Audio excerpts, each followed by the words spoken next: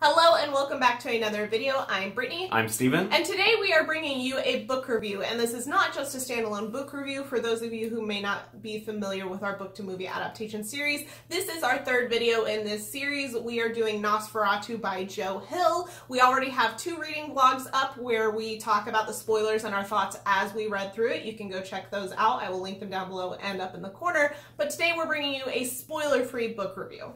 If you guys have never heard of this awesome novel, it is a horror novel by Joe Hill, who is Stephen King's son, and it follows a woman named Vic from childhood to adulthood and dealing with these interesting universe of powers and having a power of her own, and also having to deal with a sadistic abductor and killer named Charles Manx. And a lot of crazy stuff ensues. And I don't want to spoil anything because this is going to be spoiler free. Our reading vlogs are full of spoilers if you want them. And yeah, a lot happens. So this is both of ours, I would say at this point, favorite horror book. We had read it once before rereading it for this series before the TV show came out. The purpose of this whole series on our channel is because the TV show has started. It started on June 2nd and it is releasing weekly on AMC. So I do recommend checking it out if you're interested.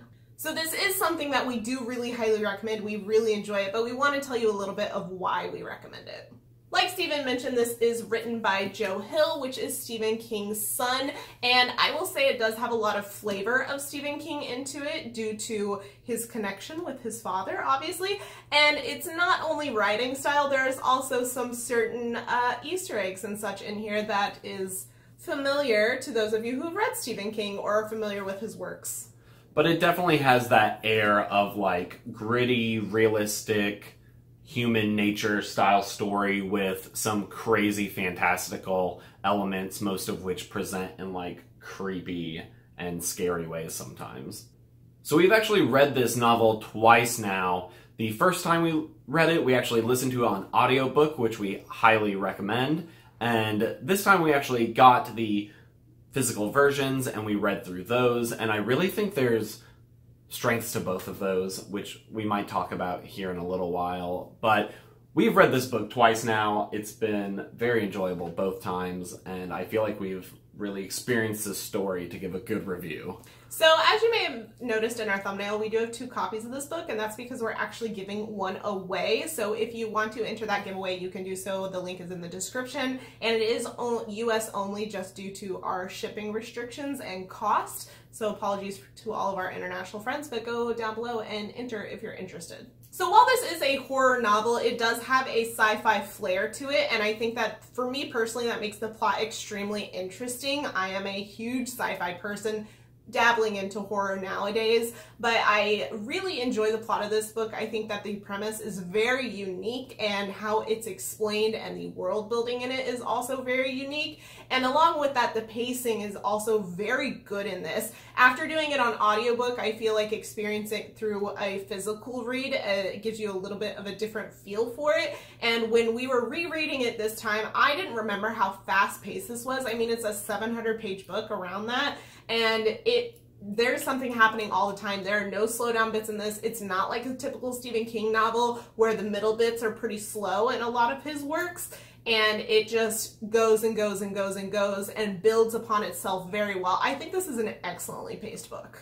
Yeah, I feel like every time you start to sit in a scene and be ready to be done with it, like, you'll jump ahead like 10 years, or something else crazy will happen, or you'll switch to a new crazy perspective. I always feel like there is so much happening in this book. I've actually seen some people critique this book for being slow in places, and that baffles me, because I, especially on the physical read, felt like I was like, oh my gosh, every page is so chock full of stuff.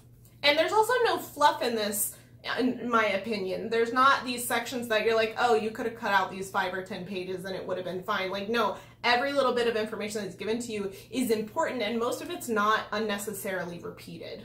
And I would just like to reiterate that the power system in this book and the supernatural elements are so unique. I've never read a book with as unique of a, because like you have your typical magic systems and stuff and everyone has their little twists, but this one felt like wholly its own, and I think that makes it really special. So I think to touch on the marketing for the TV show in regards to that, I do think that their marketing campaign was very interesting. I'm not a marketing person, so this is not my area of expertise. But from my experience with the book, I was not expecting them to focus on the vampire aspects of this book, because that is an inspiration in this book, I would say, without giving any more detail, but they're heavily focusing on that for the show, and I just thought that was interesting, and it almost skews it as a very typical supernatural story, and I am here to tell you that it very much is not.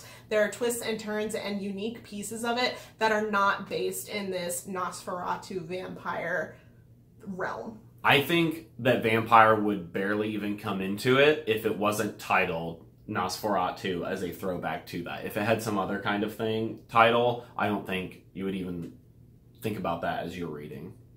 This book has one of my favorite protagonists ever, especially female protagonists.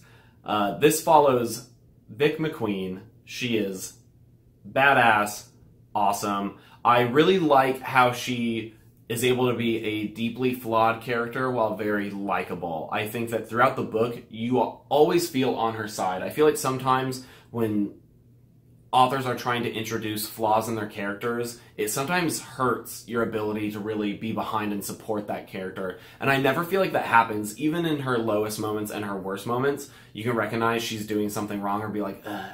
But you never feel that way about her character, and you're always rooting for her to succeed. And I think that's really cool throughout this, as she takes no shit. She's a badass, foul-mouthed, tattooed girl who is just doing her thing, and she's a great protagonist, very fascinating.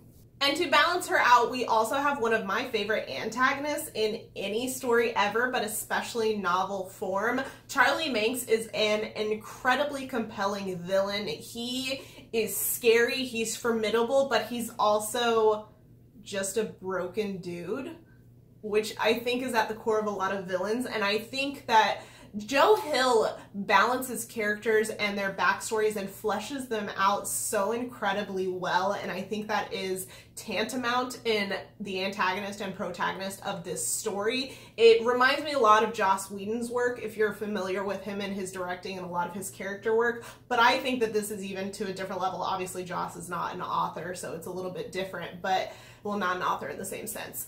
So his characters are just so incredible, and Charlie Manx is just such a unique villain, not only because of the supernatural elements and the sci-fi elements that we've alluded to, but also just his character study is fascinating. It's just really excellent.